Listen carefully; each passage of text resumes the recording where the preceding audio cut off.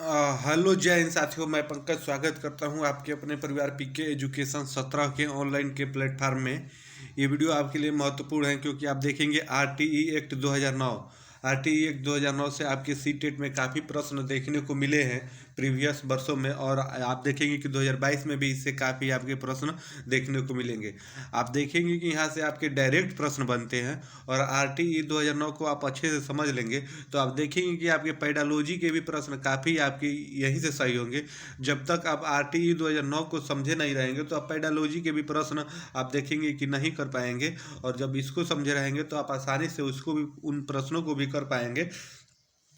तो हमने आज इस वीडियो में वन लाइनर के रूप में उन सभी आरटीई एक्ट 2009 के प्रश्नों को लिया है, जहां से आप देखेंगे डायरेक्ट प्रश्न बनते हैं। आप इस वीडियो को, छोटा सा वीडियो को थोड़ा सा समय निकाल के आप देख लेते हैं तो आप देखेंगे कि आपके लिए काफ़ी गहरी होगा, और यहाँ से आप प्रश्नों को सही करेंगे। तो आइए वीडियो की शुरुआत करते हैं और उन सारे प्रश्नों को वन लाइनर के रूप में देखते हैं।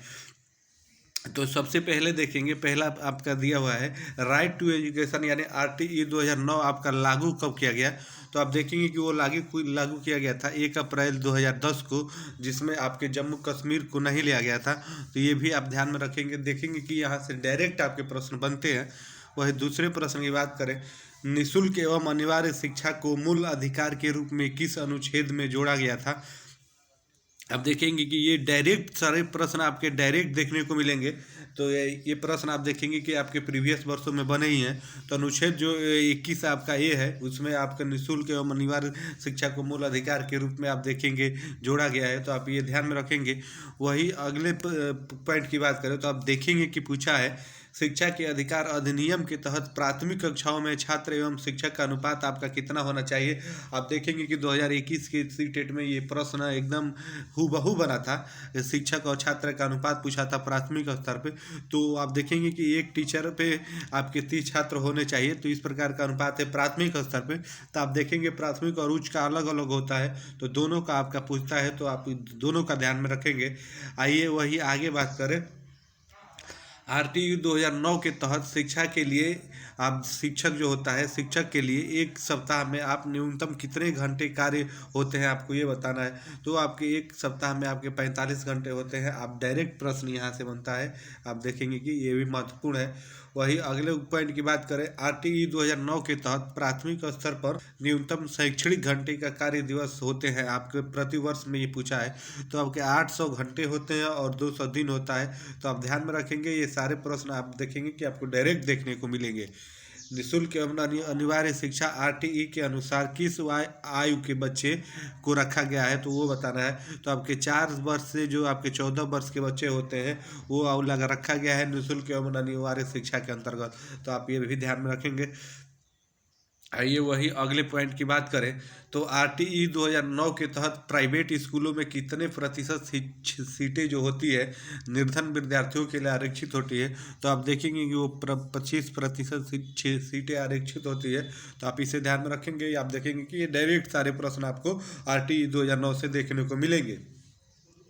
आरटीई को लोकसभा में कब पारित किया गया, आपका ऐसे ही भी प्रश्न डायरेक्ट बनेगा कि आरटीई को लोकसभा में कब पारित किया, ऑप्शन बना के दे देगा। ऑप्शन में जहां आपके 4 अगस्त 2009 रहेगा तो आप वहीं पे लगाएंगे, क्योंकि आप देखेंगे उसी दिन पारित हुआ था। तो ये महत्वपूर्ण है। राज्यसभा में आरटीई एक्ट को कब पारित किया गया। अब राज्यसभा में पूछा है, या देखेंगे कि लोकसभा राज्यसभा दोनों पूछ सकता है। तो आप देखेंगे कि लोकसभा में पारित हुआ 4 अगस्त 2009 को। वही आपके राज्यसभा की बात की जाए तो राज्यसभा में आप देखेंगे 20 जुलाई और आपके 2009 को पारित हुआ। तो आप ये भी ध्यान में रखेंगे, दोनों में से कोई भी प्रश्न आपके लिए बन सकता है। आइए वही अगले पॉइंट की बात करें तो अगले पॉइंट में देखेंगे, आपसे पूछा है आरटीई को राष्ट्रपति के द्वारा मंजूरी कब प्रदान की गई थी। राष्ट्रपति की मंजूरी आप देखेंगे इसको कब मिली थी, आपको ये भी प्रश्न डायरेक्ट बनने वाले हैं। तो आप देखेंगे कि 26 अगस्त 2009 को मिली थी। तो आप ये भी ध्यान में रखेंगे, यहाँ से भी आप देखेंगे डायरेक्ट प्रश्न देखने को मिलेंगे।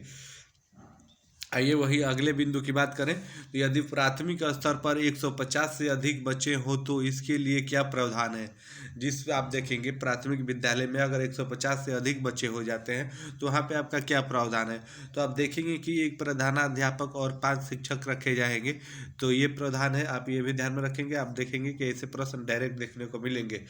आरटीई 2009 के अनुसार उच्च प्राथमिक स्तर पर अर्थात कक्षा 6 से 8 हेतु शिक्षक का अनुपात क्या होना चाहिए, शिक्षक छात्र का अनुपात क्या होना चाहिए। तो आप देखेंगे कि उच्च स्तर पे 35 बच्चों पर एक अध्यापक रहेंगे, इस प्रकार का अनुपात है। आप देखेंगे, ये ध्यान में रखेंगे, ये डायरेक्ट प्रश्न आपको देखने को ऐसे मिलते हैं। आइए वही अगले प्रश्न की बात करें तो उच्च प्राथमिक स्तर पर अर्थात कक्षा 6 से 8 तक के कितने बच्चे होने पर प्रधानाध्यापक की नियुक्ति होती है। आप देखेंगे ये सारे प्रश्न आरटीई 2009 से जुड़े हुए काफ़ी महत्वपूर्ण है। ये सारी बातें आपके आरटीई 2009 को में बताई गई है। तो ये हमने उसको सभी को ऑनलाइनर के रूप में लिया है, जो देखेंगे कि आपके डायरेक्ट इधर से प्रश्न आपको देखने को मिलेंगे। तो 100 आप देखेंगे कि 100 से अधिक बच्चे होने पर आपके प्रधानाध्यापक की नियुक्ति होती है। आप ये भी ध्यान में रखेंगे।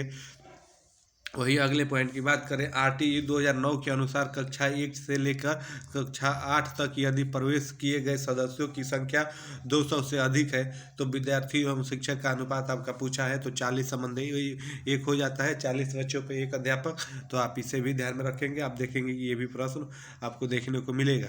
आइए वही अगले प्रश्न की बात करें, आरटीई के तहत उच्च प्राथमिक स्तर पर न्यूनतम शैक्षणिक घंटे एवं कार्य दिवस होंगे।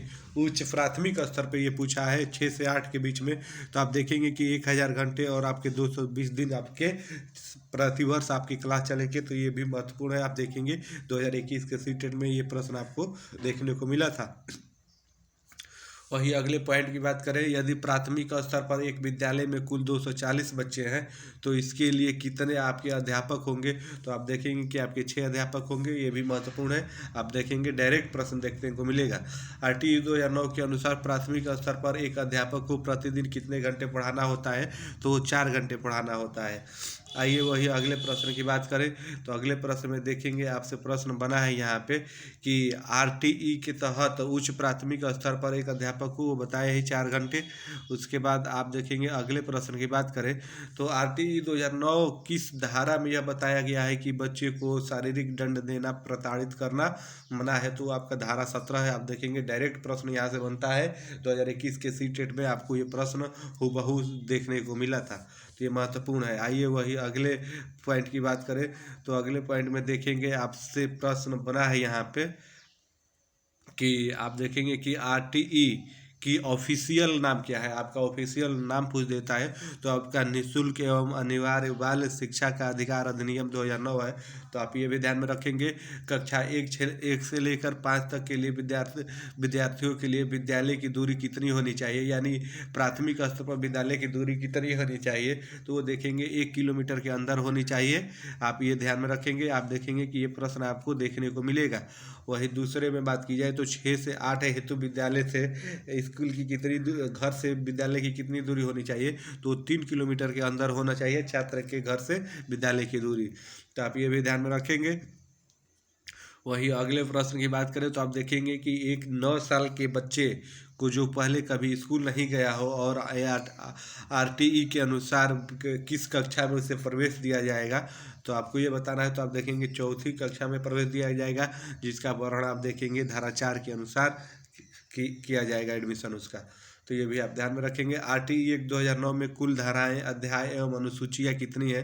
तो आप देखेंगे कि धाराएं आपकी 38 है, अध्याय 7 है, अनुसूची 1 है। आप ये भी प्रश्न आपको देखने को मिलेगा। किस अध्याय में सर्वाधिक धाराएं हैं। तो अध्याय 4 में आपके जो 12 से 28 तक है उसमें आप देखेंगे 16 धाराएँ हैं।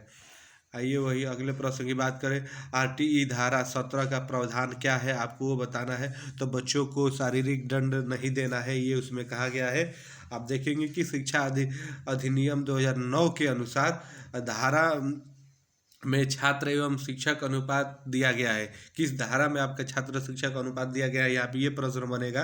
तो आपकी जो धारा 25 है उसमें आप देखेंगे इसके बारे में बात बताई गई है। आरटीई किस धारा में यह बताया गया है कि शिक्षक प्राइवेट ट्यूशन नहीं दे सकता। धारा 28 में ऐसी बात कही गई है। तो आप ध्यान में रखेंगे, ये देखेंगे डायरेक्ट ऐसे प्रश्न आपको देखने को मिलेगा। शिक्षा का अधिकार अधिनियम संपूर्ण देश में कब लागू हुआ, तो आप देखेंगे कि 1 अप्रैल 2010 को लागू हुआ, तो आप इसे भी ध्यान में रखेंगे। वही अंतिम बिंदु की बात कर लेते हैं, तो आरटीई एक्ट में कौन सी धाराएं अध्यापकों के कर्तव्य से संबंधित है, तो धारा 24 संबंधित है। तो आप देखेंगे कि ये वन लाइनर था आरटीई 2009 से जुड़ा हुआ। आप देखेंगे कि इससे काफ़ी आपको प्रश्न देखने को मिलेंगे। आप इसे एक बार अच्छे से देख लेंगे तो आपके पेडालॉजी के भी प्रश्न इससे काफ़ी हल होते हैं, तो इसलिए महत्वपूर्ण हो जाता है। तो वीडियो को आप एक बार ज़रूर देख लीजिएगा। फिर नए वीडियो में मिलते हैं नए सेक्शन के साथ। तब तक के लिए आप सभी को जय हिंद, धन्यवाद।